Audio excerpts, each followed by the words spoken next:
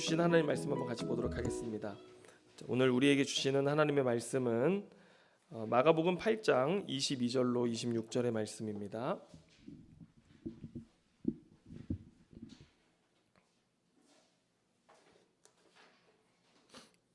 마가복음 8장 22절로 26절의 말씀 우리 같이 한번 읽어보도록 하겠습니다. 자, 다 찾으셨으면 아멘 하시기 바랍니다. 네, 같이 읽습니다. 시작. 벳세다의 이름에 사람들이 맹인 한 사람을 데리고 예수께 나와 손 대시기를 구하거늘 예수께서 맹인의 손을 붙잡으시고 마을 밖으로 데리고 나가사 눈에 침을 뱉으시며 그에게 안수하시고 무엇이 보이느냐 물으시니 쳐다보며 이르되 사람들이 보이나이다. 나무 같은 것들이 걸어가는 것을 보나이다 하거늘 이에 그 눈에 다시 안수하심에 그가 주목하여 보더니 나아서 모든 것을 밝히 보는지라.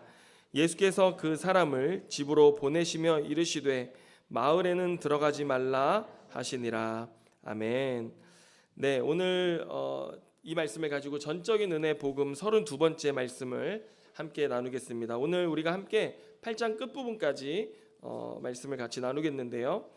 자, 여러분 오늘 본문을 보면 이제 예수님과 제자들이 갈릴리 호수 동쪽에서 배를 타고 서북부 쪽으로 이동하는 것을 볼 수 있습니다. 서북부에는 벳세다라고 하는 도시가 있었는데요. 여러분 이 벳세다라는 도시는 당시에 꽤 큰 도시 중에 하나였습니다. 여러분 벳세다라고 할 때 그 벳세다 이름의 뜻이 뭔지 아십니까? 이 벳세다라는 지역의 이름 뜻은 어부의 집이라는 뜻입니다.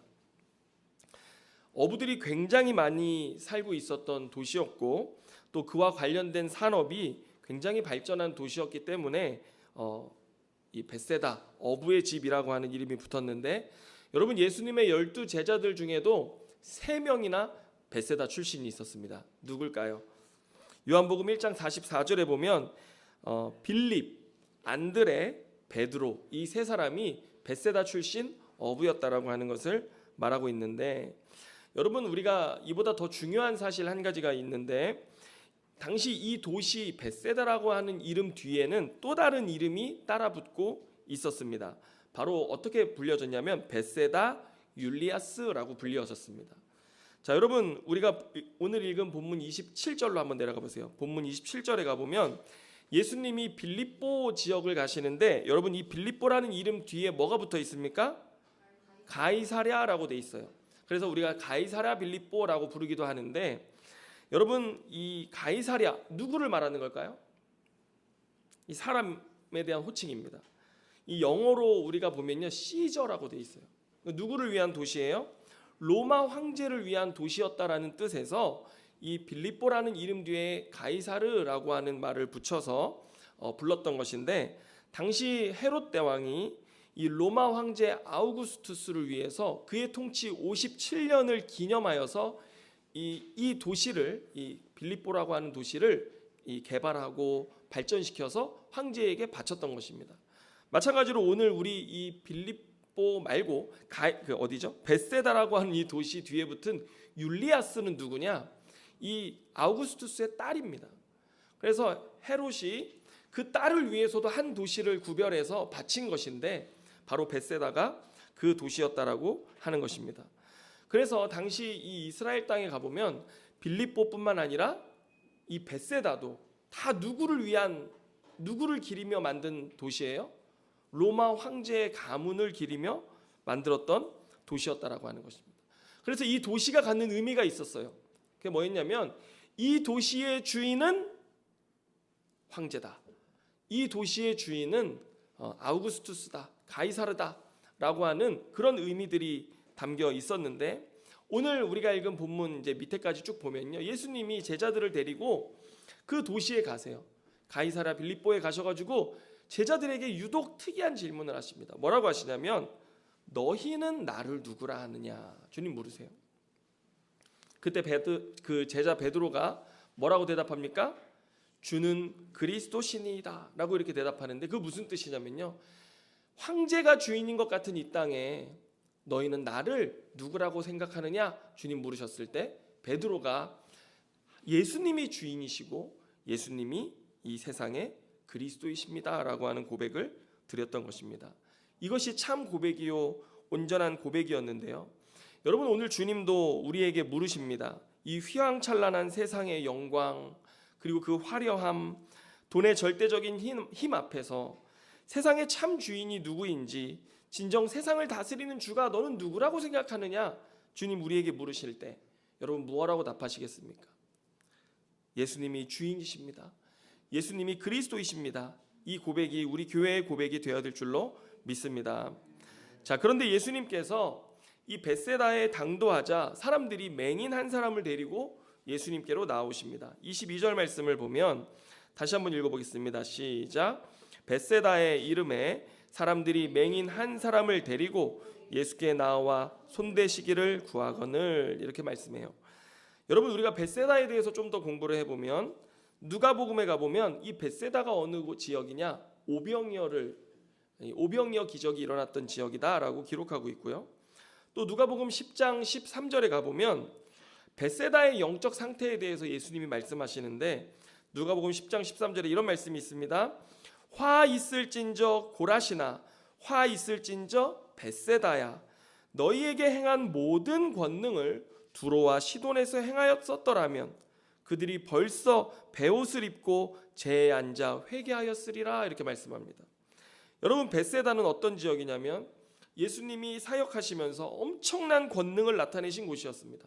오병이어의 기적도 그 중에 하나였고요. 여러 기적과 이사를 나타내신 곳이었어요. 그런데 이런 놀라운 예수 그리스도의 권능이 나타난 도시였음에도 불구하고 그들의 영적 상태, 그 도시의 영적 상태는 어떠했습니까? 예수 그리스도를 믿기는커녕 회개하지도 않고 여전히 죄악과 어둠 가운데 살아가기를 고집했던 도시가 바로 벳세다였다라고 하는 것입니다. 그래서 주님 뭐라고 하세요? 너희 벳세다, 장차 하나님이 너희 벳세다를 심판하실 것인데 그때 너희는 소돔이나, 여러분 우리가 소돔 잘 알지 않습니까? 유황불의 그 심판을 받은 소돔과 같기도 하고, 그리고 우상과 탐욕과 교만으로 유명했던 두로와 시돈이라는 도시, 그들의 죄악과 비교해서 그들이 오히려 너희보다 견디기 쉬울 것이다, 하나님의 적은 심판을 받을 것이다라고 이야기하시는 우리가 부분을 볼 수 있습니다. 그러니까 지금 이 벳세다의 영적 상태가 어떻다는 거예요? 굉장히 완악하고 강팍한 도시였다라는 것을 우리가 알 수 있는 것입니다. 그런데 이런 도시에서 사람들이 눈을 보지 못하는, 앞을 보지 못하는 맹인 한 사람을 예수님께 데리고 나온 것입니다. 여러분, 우리 21절을 한번 같이 보겠습니다. 8장 21절로 가서 한번 말씀 보겠습니다. 뭐라고 말씀하십니까? 같이 읽습니다. 시작. 이르시되 아직도 깨닫지 못하느냐 하시니라. 여러분, 이거 뭐예요? 우리가 칠병이어의 기적 뒤에 제자들이 여전히 예수님이 하시는 말씀을 깨닫지 못하고 있는 것, 예수님 지적하시면서 너희 아직도 깨닫지 못하느냐 그랬잖아요. 그런데 여러분, 여기 깨닫다라고 하는 단어가 어떤 단어인가? 18절로 가보겠습니다. 18절, 자, 다 같이 읽습니다. 시작. 너희가 눈이 있어도 보지 못하며 귀가 있어도 듣지 못하느냐, 또 기억하지도 못하느냐. 여러분, 뭐예요? 깨닫지 못한다라는 건 뭐예요? 보지 못하는 거고, 듣지 못하는 거고, 기억하지 못한다라는 뜻입니다. 여러분, 오늘 이 벳세다의 이 도시의 사람들, 이 어두운 도시, 정말 주님을 알지 못하고 주님을 보지 못하는, 깨닫지 못하는 이 도시에 사람들이 한 맹인을 예수님께 데려왔다라는 건 무엇을 뜻하는 것이냐? 오늘 이스라엘 백성들의 영적 현실을 말하는 것이고, 또한 예수님과 함께 있는 제자들의 영적 현실을 대표하는 한 사람으로 오늘 성경에 등장하고 있다라고 하는 것입니다. 여러분 요한복음 1장 9절부터 11절 말씀도 보면 이런 영적 상태에 대해서 정확하게 지적하고 있습니다. 제가 읽어드립니다. 자, 9절에 참 빛 곧 세상에 와서 각 사람에게 비추는 빛이 있었나니 그가 세상에 계셨으며 세상은 그로 말미암아 지은 바 되었으되 세상이 그를 알지 못하였고 자기 땅에 오매 자기 백성이 영접하지 아니하였으나, 이렇게 말합니다. 여러분, 정말 이 이스라엘의 영적 현실, 빛이시오 이 세상을 지으신 그분이 이 땅에 오셨음에도 불구하고 사람들은 그를 알아보지 못하는 것입니다. 심지어 제자들도 여전히 예수 그리스도가 누구이신지를 제대로 알아보지 못하고 있어요. 그런데 그 영적으로 가장 어두웠던 도시 벳세다에서 사람들이 맹인을 데려와 예수님께 눈을 뜨게 해달라고 말씀하시는데, 여러분, 이것은 다름 아닌 오늘 우리들의 영적 현실을 말하고 있는, 대표하고 있는 사람이었다라고 하는 것입니다. 여러분, 오늘 우리가 신앙생활을 하면서 이런 생각해봐야 됩니다. 나는 정말 보고 있는 자인가? 나는 정말 듣고 있는가? 나는 정말 깨닫고 있는가? 나는 정말 나를 지으시고 또 나에게 생명의 빛을 주기 위해 오신 예수 그리스도를 알고 영접하고 있는가? 여러분, 우리 자신에게 질문해 봐야 합니다. 어제 저희 이제 영어 학원에서 특강을 했어요. 원어민 특강을 하면서 아이들이 와서 이제 배우고 갔는데, 제가 올라가 보니까 학부모 한 분이 와 계시는 거예요. 그래서 그 어머니와 이제 교제를 하게 되었는데, 동네에서 이분이 어떤 분이냐면 어머니들을 이끌고 다니시는, 초등학교 다니는 아이들 이제 학교 보내고 나면 어머니들 서너 분을 이끌고 다니면서 카페에서 음료 마시고 교제하고 뭐 그런 걸 좋아하시는 분이세요. 그런데 이분이 그날 어제 오셔가지고 저한테 갑자기 자기 신앙 고백을 하시는 거예요. 자기가 한 달 전까지만 해도 그냥 교회를 다니는 교인이었지 정말 거듭난 새 피조물이라는 것을 자기가 모르고 살았다라는 이야기를 하는 거예요.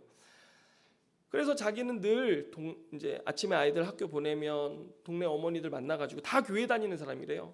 그런데 지금 생각해 보면 너무나 영양가 없는 얘기, 그냥 그런 얘기만 오전 내내 차 마시면서 수다를 떨고 그렇게 살았던 자신의 모습을 보게 되었고, 또 자기 신앙을 되돌아보니까 내가 이렇게 신앙생활하는데 요즘 신앙이 좀 부족한 것 같으면 교회에 일부러 가서 막 더 봉사하고, 그리고 또 막 봉사하다가도 이런 생각이 든대요. 그래, 이 정도면 되겠지. 그러면 또 이제 봉사 그만하고, 그런 신앙생활을 한 거예요. 봉사를 하는 것조차도 남에게 보이기 위해서 내가 뭔가 봉사를 하고 이러면서 내가 이렇게 하면 예수님 더 잘 믿는 거겠지 생각하면서 그렇게 했지, 자기가 실제적으로 정말 하나님 안에서 어떤 존재인지를 몰랐는데, 뉴질랜드의 대안학교 교사, 이 수학 교사로 갔던 자기 처제가 돌아와서 이제 같이 이야기하던 중에 복음을 나누는데, 그 처제도 뉴질랜드에 가서 어떤 교회를 다녔는데 거기서 참 복음을 알게 됐고, 돌아와서 이제 이분을 만나가지고 같이 이야기하는데 이분도 참 복음을 모르고 있었다라는 거예요. 그래서 진짜 신앙이 무엇인지 같이 복음을 나누면서 깨닫게 되어지고 나서 이분이 그날로부터 한 달 동안, 어제가 한 달째 됐는 날이었는지 모르겠어요, 한 달 동안 정말 만나던 아줌마들, 친구들 다 끊고 집에 앉아가지고 말씀 한 구절 한 구절을 곱씹으면서, 하나님 나를 이렇게 새 피조물 되게 하셨는데 내가 내 자아, 내 혼적으로 살아가야 되는 것이 아니라 내가 하나님 말씀대로 살아가야지 하면서 계속 하나님 말씀 앞에 반응하고 하나님 말씀 앞에 순종하려고 그렇게 노력했던 그런 자기 고백을 하는 거예요. 그러면서 지금 목사님 이 순간에도 우리 애가 요 앞에 지나가는데 우리 딸이 요 다른 집 딸보다 영어를 잘 못하는 거예요. 그러니까 막 속에서 내 이 자아가 올라와가지고 제 앞에서 너 이거 영어 빨리 해야 된다고, 그래야지 제가 너보다 잘하는데, 막 비교하는 거죠. 너 얘보다 잘하려면 빨리 이거 영어 공부해야 된다고 막 이렇게 얘기하다가도 갑자기 말을 탁 멈추게 됐다는 거예요. 왜냐하면 이게 내 자아가 말하는 거구나, 주님이 뜻이 아닌데 내가 또 내 자아로 반응하고 있구나, 그러면서 멈추고 또 막 저한테 고백하고 막 그러는 거예요. 그래서 제가 그러면 저도 이렇게 교회 여기서 사역하면서 성경 공부도 하는데 그 아줌마들 모아 오시라고, 그러면 성경 공부하자고 그랬더니 본인이 제가 싸그리 모아오겠다고 하다가도 갑자기 아니요, 우선 기도해보고 하나님이 어떻게 저에게 인도하시는지를 보고 그 다음에 이게 제 마음으로 반응하면 안 되니까요, 막 그런 얘기 하시는 거예요. 여러분, 우리가 신앙생활 하면서 진짜 볼 것을 보고 듣고 깨닫는다는 것이 무엇일까요? 여러분, 신앙생활을 하면서도 우리가 이거 제대로 보지 못하고 제대로 깨닫지 못하고 신앙생활을 한다면, 여러분, 우리가 교회로 오래 다닌다고 하는데 그것이 무슨 의미가 있겠습니까? 우리가 주님을 보지 못하고 예수 그리스도가 주이심을 깨닫지 못한다면 우리가 교회에서 헌신하고 봉사하고 헌금하는 그 모든 것들이 뭐가 중요하냔 말입니다. 우리가 예수님을 주와 구원자로 믿고 구원받아 하나님의 자녀가 되었다면 여러분 우리의 삶에는 뭐가 보이기 시작할까요? 이 세상보다 크신 주요 그리스도이신 왕이신 예수 그리스도를 우리가 보고 따를 수 있게 되는 것이고요. 그분을 따르는 것은 너무나 당연한 일이 되어진다라고 하는 것입니다.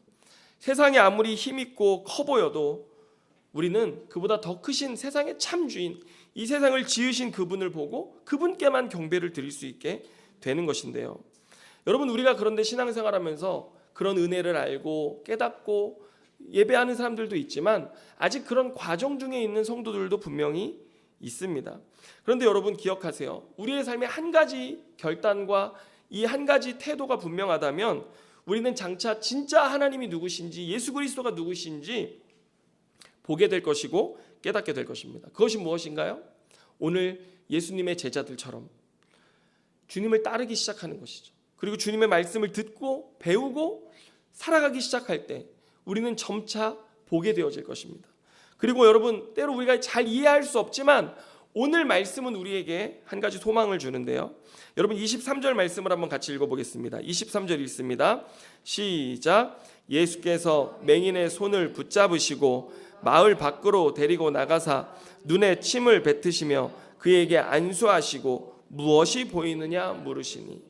여러분 오늘 주님 어떤 분이 되어주십니까? 보지 못하는 그의 모습, 하지만 손 붙잡아 그를 인도하셔서 주님 앞에 나오는 그를 보게 하시고 뜨게 하시고, 여러분 오늘 본문에서 주님이 그를 2번 만에 치료하십니다. 신학자들이 이거 참 되게 불편해해요.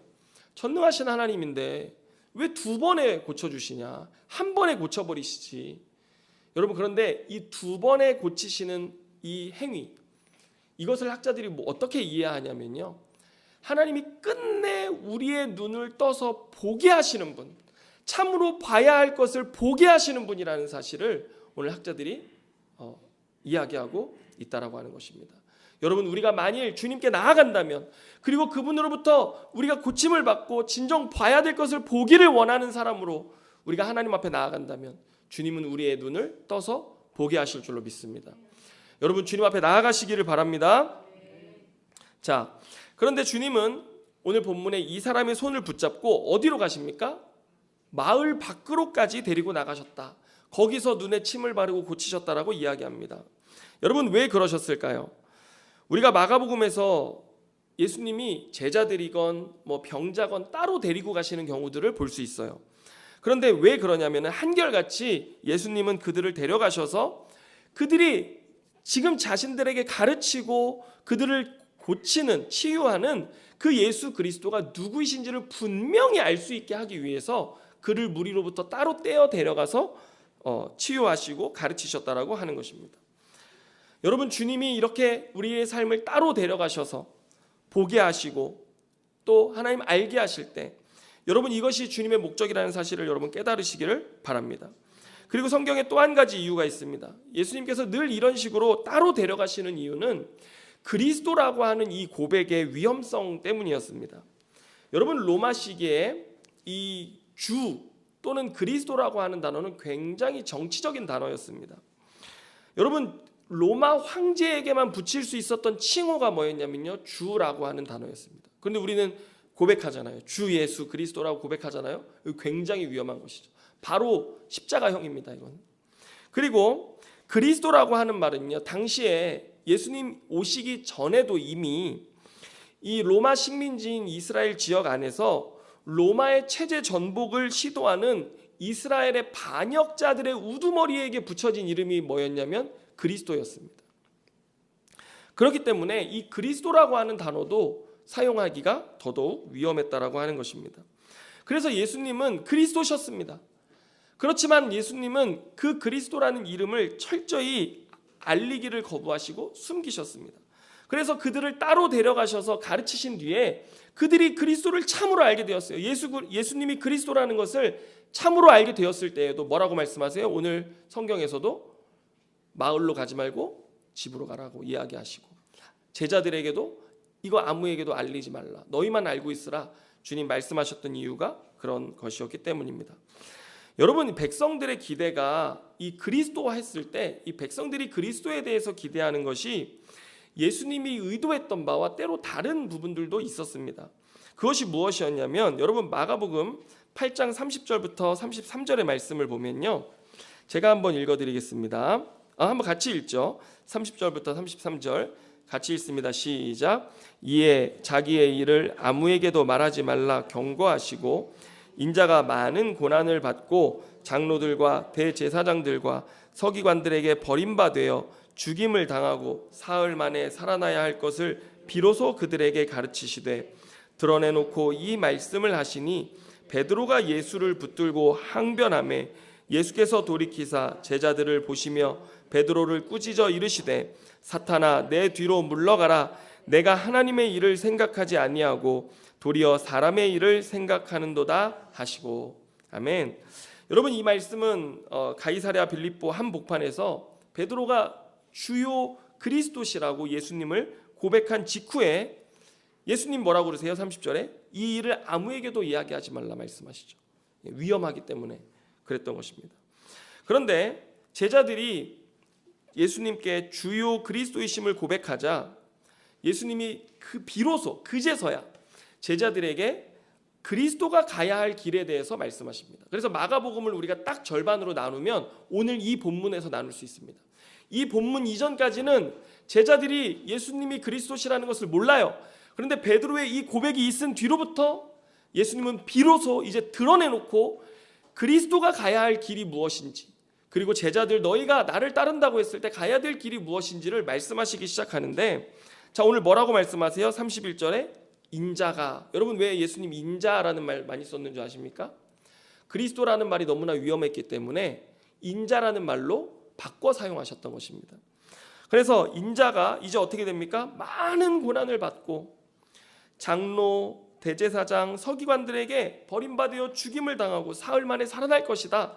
예수님의 순한 예고 첫 번째가 이곳에 등장하는데, 이 이야기를 하자 베드로가 갑자기 예수님을 붙잡고 항변하기 시작했다라고 이야기합니다.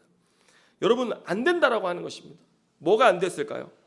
당시 이 제자들의 기대, 예수가 그리스도라고 할 때 그리스도에 대한 기대 안에는 뭐가 담겨 있었냐면, 예수님이 성경대로 그리스도가 되시면 로마를 전복시키시고 세계 최고의 왕이 되실 거라는 것을 그들이 믿었어요. 그리고 세계 최고의 왕이 되시면 당연히 12제자들은 뭐가 될까요? 그 왕 되신 주와 함께 온 세상을 다스리는 통치자가 될 것에 대한 그런 기대들이 있었다라는 것입니다. 그래서 주님 장차 오셔서 이 죄악된 세상을 다 벌하시고 죄인들을 멸하시고 주님 이 땅에 의로운 세상, 평화의 세상을 만드시고, 그리고 그때 우리도 주님과 함께 다스릴, 그거 바라보고 우리가 주님 따라가고 있는데 주님 죽는다고요? 주님 죽으신다고요? 주님 안 됩니다. 그런 일은 절대 일어나서는 안 됩니다라고 제자들이 주님을 말리는 것입니다. 그러자 주님 뭐라고 하세요? 베드로를 꾸짖으시면서 사탄아 물러가라. 내가 하나님의 일이 아닌 사람의 일을 생각하는구나 라고 말씀하시면서 크게 책망하십니다. 여러분, 베드로의 마음에도 벌써 어떤 기대가 있었어요? 그리스도라고 했을 때 이거는 정말 이 세상을 다스리고 우리도 그 옆에서 한몫할 수 있는 정말 그런 훌륭한 분이시기 때문에 우리가 따른다라고 생각했는데, 그리스도가 죽으신다라고 하니까 그 실망을 감출 수 없었던 것이고, 여러분 이제 우리가 9장에 가잖아요. 그러면 어떤 일들이 일어나냐면, 아직도 깨닫지 못하는 제자들이요, 예수님이 장차 왕이 되셨을 때 누가 더 크냐를 두고 서로 경쟁하고 싸우기 시작하는 모습을 볼 수 있습니다. 이게 뭐예요? 당시 그리스도에 대한 잘못된 기대가 이렇게 나타나고 있다는 것을 증명하고 있는 것입니다. 하물며 무리들이요, 예수님이 눈을 뜨게 했다라고, 저분이 그리스도라는 것을 이 사람들이 고백하기 시작하면요, 무리들이, 여러분 예수님 오병이어 기적 일으키셨을 때 무리들 어떻게 반응했습니까? 억지로 끌어다가 왕 삼으려고 했잖아요. 무리들이 한번 이 반란의 불씨가 일어나기 시작하면요, 예수님이 정작 이루시려고 했던 그리스도의 사명을 이루지 못할 만큼 위험에 처할 수 있기 때문에 예수님은 철저히 이것을 숨기셨다라고 하는 것입니다. 여러분, 오늘 본문에 예수님이 이제 드러내놓고 말씀하시는 그리스도의 길 무엇인가? 그것은 바로 십자가였습니다. 그리스도가 세상을 다스리고 통치하는 방법은 로마와 같지 않았습니다. 그리스도가 세상을 통치하는 방식은 십자가였습니다. 그래서 제자들은요, 안 그래도 정말 예수님 따라다니면서 우리가 그 예수님의 영광에 참여하게 될 것을 그들이 바라보고 있었는데, 그들이 가야 할 길이 십자가라고 하니 그들은 예수님을 말렸고, 그것은 다름 아닌 누구의 일입니까? 사람의 일이고 사탄의 일이었다라고 하는 것입니다. 여러분, 예수님은 눈 어두운 제자들에게 또 우리 자신에게 오셔서 예수님 자신이 그리스도이심을 알게 하십니다. 아멘입니까? 여러분은 예수님을 그리스도로 믿으십니까? 그런데 그리스도를 아는 일에는요, 반드시 따름이 요구되어집니다. 그런데 여러분, 예수가 그리스도라는 것을 아는 것은요, 굉장한 특권이기도 합니다. 그래서 빌립보서에 가보면요, 그리스도를 알기에 너희들이 고난받는 것, 그거 특권이다라고 이야기합니다. 그런데 오늘 본문 마가복음에서도 34절로 38절의 말씀을 보면 주님 이렇게 말씀하십니다. 한번 같이 읽어보겠습니다. 우리 믿음의 마음으로 읽어보도록 하겠습니다. 시작. 무리와 제자들을 불러 이르시되 누구든지 나를 따라오려거든 자기를 부인하고 자기 십자가를 지고 나를 따를 것이니라. 누구든지 자기 목숨을 구원하고자 하면 잃을 것이요 누구든지 나와 복음을 위하여 자기 목숨을 잃으면 구원하리라. 사람이 만일 온 천하를 얻고도 자기 목숨을 잃으면 무엇이 유익하리요? 사람이 무엇을 주고 자기 목숨과 바꾸겠느냐?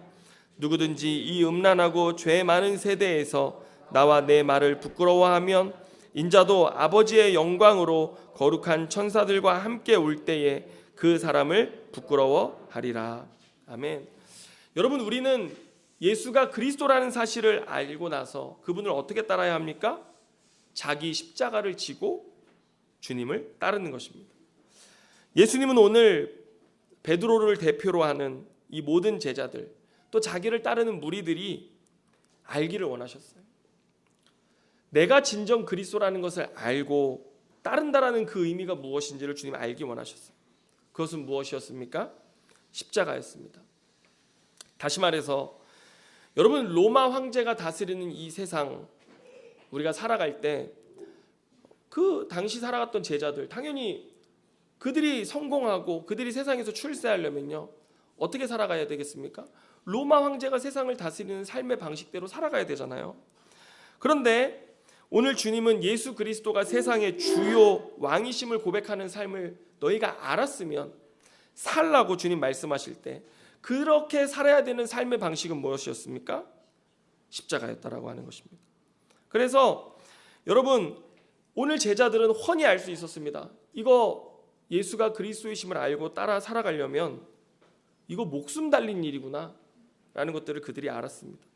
그리고 예수님이 십자가를 지고 나를 따르라고 하시는 일에는요, 당연히 자기들도 십자가를 질 수 있는 위험한 일이라는 사실을 알았습니다. 그리스도를 따른다라는 것 안에는 이런 삶의 위험성이 늘 있었던 것이죠. 그러나 한편 그들은 진정으로 그리스도와 함께하면서 그 그리스도의 아름다우심이 얼마나 위대한지를 장차 알 수 있었습니다. 왜냐하면 그리스도는 누구셨습니까? 세상의 빛이었습니다. 아멘입니까?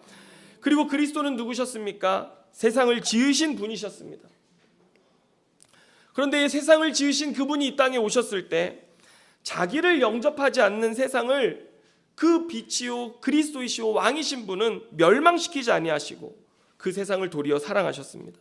그리고 그 세상을 구원하기 위해서 자기의 생명을 십자가에 다 내어주셨습니다. 그리고 내어주셨을 뿐만 아니라 그분은 내가 3일 만에 부활할 것이라고 주님 우리에게 약속하여 주셨습니다. 제자들은 알 수 있었습니다. 뭘 알 수 있었나요? 이 세상이 전부가 아니구나라는 것을 알 수 있었습니다. 이 세상이 끝이 아니라는 것을 그들이 알 수 있었던 것이죠. 그래서 그리스도를 따르는 자들에게는 참 구원이 있구나, 그리고 우리에게는 장차 천국의 영원한 삶이 있구나 하는 것을 그들이 눈으로 보고 알 수 있었습니다.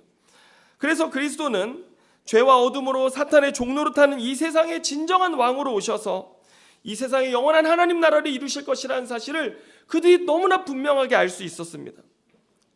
그리고 장차 그들은 로마 황제와 같이 다스리는 것이 아니라 모두가 왕 같은 존재가 되어서 서로 종노릇하며 섬기는 그런 하나님의 나라를 맛보게 될 것을 그들이 알게 되었습니다.